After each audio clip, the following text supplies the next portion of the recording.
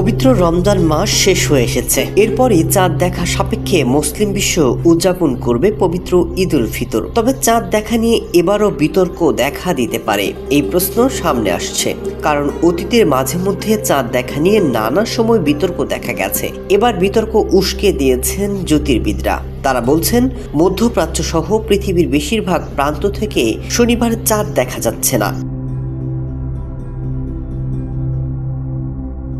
অনেকে আবার প্রত্যাশা করছেন চাঁদ দেখা যেতে পারে। তবে অনেকে মনে করছেন চাঁদ দেখা না গেলেও সৌদি আরব আগামী রোববার পবিত্র ঈদ উল ফিতরের ঘোষণা দিতে পারে। অতীতে অনেকবার সৌদি রাজতন্ত্র চাঁদ না দেখা সত্ত্বেও ভুয়া চাঁদ দেখার কথা বলে ঈদ উদযাপনের ঘোষণা দিয়েছে। বিশেষ করে বিজ্ঞানী এবং জ্যোতির্বিদরা যখন বলছেন চাঁদ দেখা কোনোভাবে সম্ভব নয়, তখন এ ধরনের কাজ করেছে সৌদি সরকার। সৌদি সরকার কখনো এমন সমালোচনার জবাব দেয়নি।